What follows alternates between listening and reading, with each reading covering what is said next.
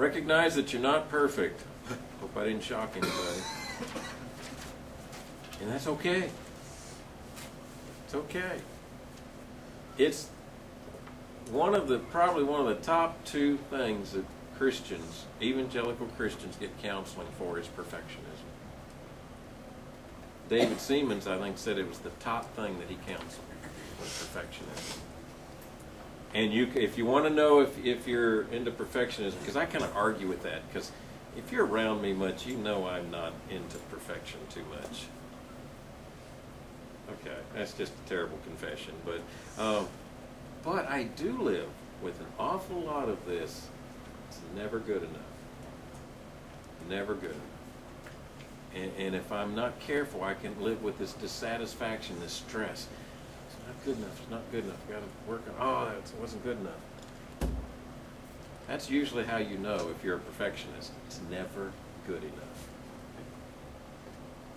In the book by Siemens that I was talking about, Healing for Damaged Emotions, he said there was an agnostic theologian. That's an interesting term. I mean, it's a ridiculous term anyway. But they asked him, said, who do you think God is? And he said, oh, that's easy. That's that inner little voice inside that's always saying, not quite good enough. And you're never good enough for you. You're never good enough for God. You're never good enough for anybody else. And consequently, you live with dissatisfaction, discontent, and stress. Right? Right. Okay. It's okay not to be perfect. That's one of the reasons that assignment was helpful to me. I accepted, for the first time in my life, I accepted my strengths. But I also and I knew my weaknesses, but I never accepted them. I never said, it's okay to have weaknesses. Students, it is okay, because you have them. All right? And everybody around you has them. Look at your neighbor and say, you have weaknesses. Well, maybe you better not do that. At least don't start naming them, okay? And we all have them. Cheer up. You're a part of the human race. If you didn't have any weaknesses, you wouldn't be human. Then you'd be weird. Okay? And so we have weaknesses. We're not perfect. That's okay. Learn to accept that. Work on them. Try to lessen those weaknesses. I could name some of mine. I can tell you how they've been lessened in my life. But they're still there. They're not my strengths. Okay? Consciously identify your abilities and gifts. I've already talked about that. Don't deny them out of some false sense of humility. Think about your good points. Thank God for them. He's the giver of all gifts. At the same time, own them as yours. That's pretty much the assignment that I was telling you about. And I could email you a little more on that assignment if any of you want to try that.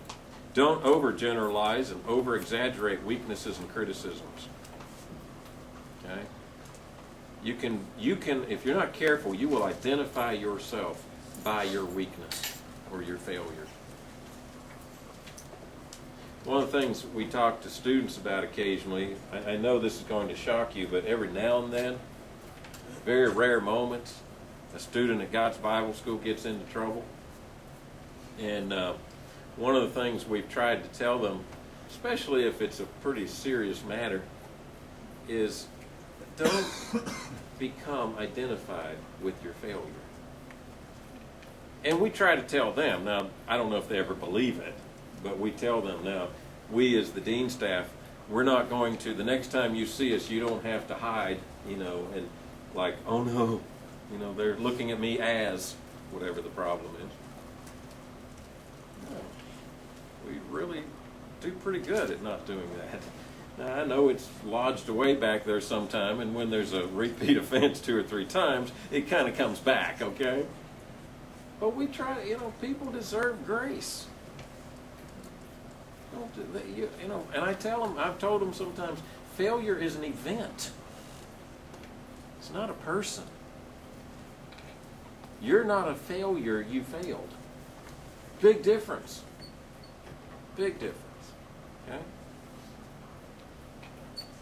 If you have any questions or criticisms of me, stop me, get my attention. Okay? I will shut up and listen to you for a little while. Anything? Recognize the roots of self-doubt. Evaluate how valid they are. Reject false negatives. Focus on others and their needs. That is huge. Focus on others and their needs.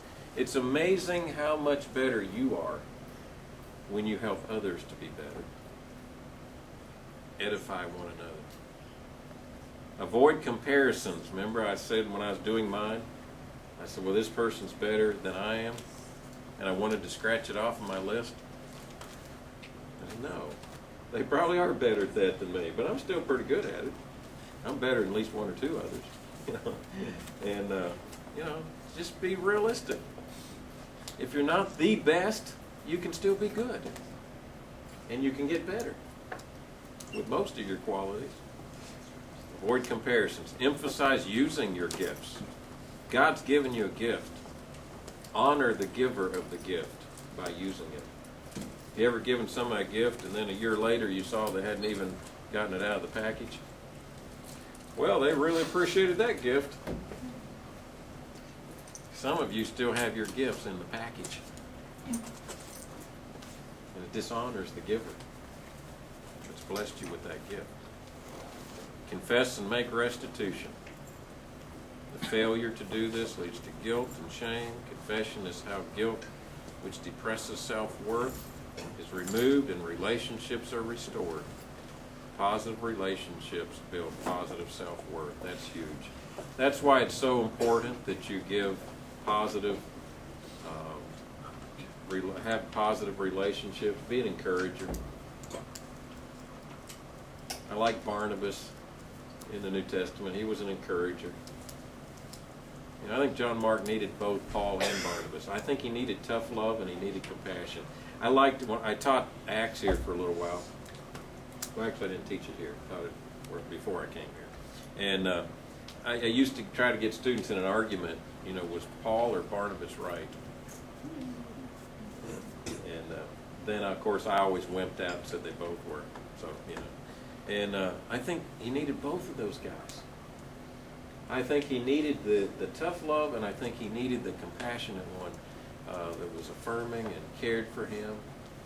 And that's why I think God puts different people in the body of Christ, and we're all important.